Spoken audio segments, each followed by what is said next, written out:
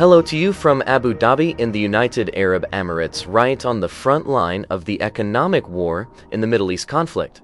Today, 32 countries, including the UK, all members of the International Energy Agency, approved the largest release of oil reserves in history. 400 million barrels of oil will be made available to curb rising prices. In this news video, we will talk about the rising tensions in the Middle East involving Iran, Israel, and the United States. Reports say that several commercial ships were attacked near the Strait of Hormuz, one of the most important oil shipping routes in the world. This situation has increased global concerns about security, international trade, and possible... Hello to you from Abu Dhabi in the United Arab Emirates, right on the front line of the economic war in the Middle East conflict. Today, 32 countries, including the UK, all members of the International Energy Agency, approved the largest release of oil reserves in history. 400 million barrels of oil will be made available to curb rising prices caused by the US and Israel's war with Iran. Now, it comes after attacks on shipping in and close to the Strait of Hormuz, with Iran warning that any vessel linked to its enemies will be hit. Donald Trump, however, says the oil prices are a matter of war and will come down. Well, the narrow strait, running just off the coast, not far from our position here, is usually one of the busiest shipping lanes on the planet. 20% of the world's oil goes through the strait. But now it's paralyzed with just a handful of vessels sailing. Events this morning explain why 3 ships were hit in separate strikes, powerful blows to the global economy.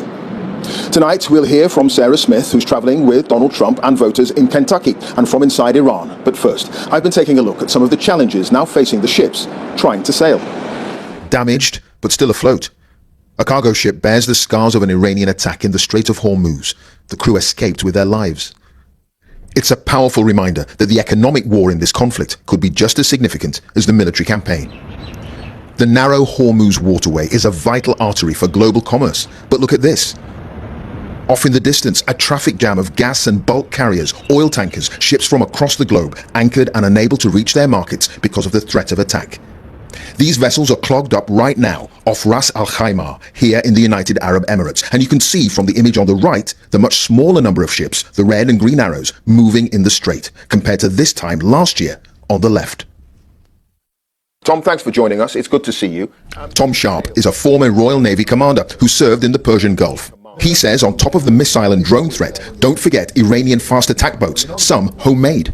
These are jet skis sometimes, packed with explosives, suicide attack. They're in people's garages. They're not moored in a harbour like you would expect. They're all up and down the coast, so dispersed deliberately to be hard to strike.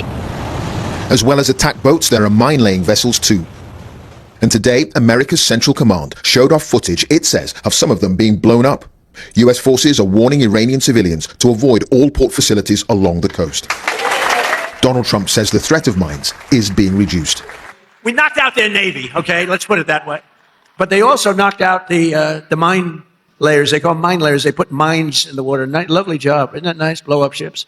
And we knocked out 31 of them. But others believe American confidence is misplaced. There's definitely a messaging part of this. We're killing their mines. But their mine layers don't look like that. They look like converted fishing boats, dhows, skiffs, and they've got thousands of them. Iran has been preparing how best to disrupt traffic through this waterway in the event of war for decades. This drone attack on an oil storage facility in Oman is part of a long-developed battle plan. Massively outgunned by America and Israel, these images tonight of ships unable to sail are a reminder that choking off a fifth of the world's oil supply may be more effective in hurting Iran's enemies than bullets and bombs. And we're going to talk to Simon Jack now, our business editor. Simon, the release of these oil reserves are for the very first time a huge moment in global commerce.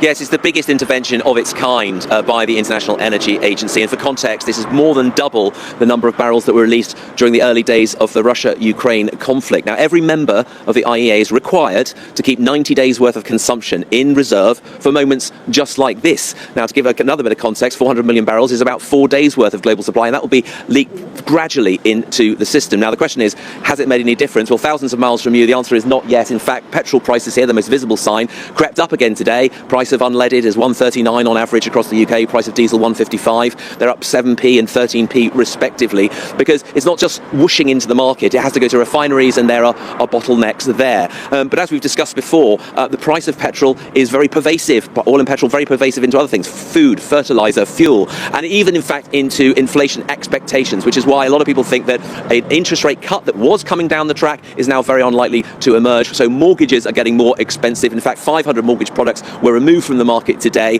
and we've seen 2-year fixes above 5%, the highest since June. So a reminder that events where you are have real-world impacts thousands of miles away, right here. Yeah, quite extraordinary. All right, Simon, thank you. Simon Jack, our business editor there. Well, it's day 12 of the war, and a US human rights group says more than 1,245 people have died so far. Israel says it today launched a new wide-scale wave of strikes hitting infrastructure across Iran. This footage was filmed close to an airport in the capital, Tehran. Israel is also continuing its assault on Beirut, targeting the Iran-backed group Hezbollah. The Lebanese Health Ministry says more than 600 people have been killed since hostilities began. Much more on all this now, but first here's Ellie Price. From the air, we've achieved a concentration of air power with... Watching today's video update, released by US Central Command, you would be forgiven for thinking you were watching a Hollywood action movie. The US had already warned strikes on Iran would be stepped up to the most intense yet. US combat power is building, Iranian combat power is declining. And we remain centered on very clear military objectives in eliminating Iran's ability to project power against Americans and against its neighbors. But this gives you some idea of what that power starts to look like if you live in Tehran. The Americans say they struck more than 5,000 targets. These pictures suggest they've hit residential areas too. Iranian officials say more than 1,300 civilians have been killed. The BBC doesn't have reporters on the ground in Iran, but our colleagues on the BBC Persian service have heard from people living in Tehran. I made some food, I read a book, I played a computer game. Then found out a girl that I went to school with has been killed and her body still hasn't been found. Why do we have to experience such horror when we are at the prime years of our youth? Woke up today feeling terrible. Watched the film and another one after that. During the day, sometimes I forget that a war is happening outside. I'm locked up at home waiting for an explosion. But as well as the fear and despair, for some at least, there is hope. This video, again, sent to BBC Persian. People prefer to stay at home because they are sure America won't target their homes. They don't target ordinary civilians. Questions too about Iran's new leader. And this is the poster of Mujtaba Khamenei, who is nowhere to be seen. He's been elected but doesn't exist in reality. He hasn't made a speech or anything. But the firepower isn't only incoming. Air raid sirens in Israel have sounded overnight and into the morning to warn of missiles. 12 Israelis have been killed in the strikes. And in Dubai, the airport was briefly closed as 2 drones fell nearby, while Qatar, Saudi Arabia, Kuwait and Oman have all also reported Iranian attacks. Ellie Price, BBC News. Let's go to Wira Davis, who's in the Lebanese capital, Beirut now. And Wira, tell us more about this large-scale wave of attacks Israel says it's launched against Hezbollah targets. Yes, Clive, well, Israel says Israel indeed has launched a huge swathe of strikes tonight against the Dakhya area of southern Beirut. That's regarded as a Hezbollah stronghold. The Israelis had previously warned people living in the area to evacuate.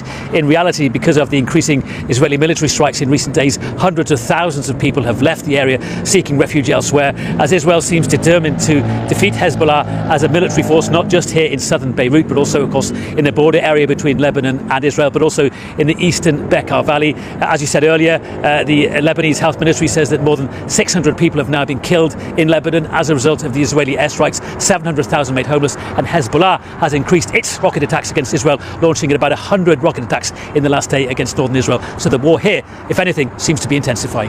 Clive. Wira, thank you for that. Wira Davis there live in Beirut. Well, what about the view from America? Donald Trump has been talking to voters in Kentucky and Ohio, trying to turn attention back to domestic issues amid the ongoing war with Iran. Now, there are growing concerns for many Americans about the economic impact of the conflict and about why it was necessary to attack Iran now. Sarah Smith has been in Kentucky finding out. Head up. Kentucky is famously horse country. Working with animals on this horse farm is part of a therapeutic program for American Army veterans. Serving in Iraq, Jeremy saw firsthand how American military adventures in the Middle East can spiral out of control. He is a Trump supporter who believes action against Iran is justified. I think so. I think this is probably 45 years later than it should have been, right? I think they've always posed a danger to us, but to the whole world. And again, they're the largest sponsor of terrorism. So are you concerned about this dragging on and possibly even involving troops going into Iran with boots on the ground? I am very concerned about that, especially coming off the heels of a couple wars that were decades long. You're talking about human lives, right? You're talking about the very people that we want to protect, right? And then the family members who then would have to go on and live and see pictures of their father or mother and never interact with them again. That is a heavy cost. And I think any responsible leader in this country would consider that above all. America's current leader ventured out of the White House today to Kentucky and Ohio, seeking to reassure voters who are worried about the economy, particularly now oil prices are being driven up by the war in Iran. Oil will be coming down. That's just a matter of war. That happens you can almost predict it. I would say it went up a little bit less than we thought. It's going to come down more than anybody understands. The cost of this conflict is already being paid at the petrol pump. Many New York drivers do not agree with Donald Trump when he says this is a small price to pay for peace in the long run. I think people are suffering now that they're coming out of our pockets. He says it all the time, there's a price we got to pay now, but the price we're paying is emotionally devastating people's pockets, and it's how we're going to recover from this. I think everybody's feeling a pinch everywhere. I think from tariffs to gas prices to our mental health with everything that's going on, I think it's more than just a pinch. Lynn's son Darren was killed in the early months of the Iraq War. She wonders what was achieved in that conflict and doesn't feel she's been told why it's necessary to risk more American lives by attacking Iran. I don't know why we're there. Maybe other people do that have been observing it, but I don't feel like I know that we're there. Are we there to change their leadership? Are we there to make their country better? And I also waver between these countries have been fighting each other since the beginning of time, and why do we think that we have the right answer for everything? Kentucky's memorials to wars past include many proud successes and more controversial conflicts like Iraq or Vietnam. Even those campaigns were backed by the public at the outset. The operation in Iran is unique as it didn't have majority public support from the start.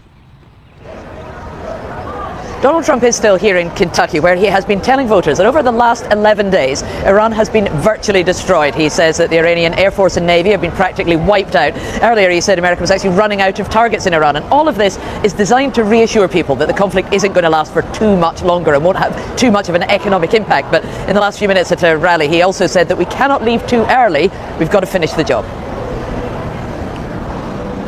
Sarah, thank you. Sarah Smith, our North America editor, live in Kentucky. Well, that's it from us here in Abu Dhabi on another extraordinary day in the war with Iran.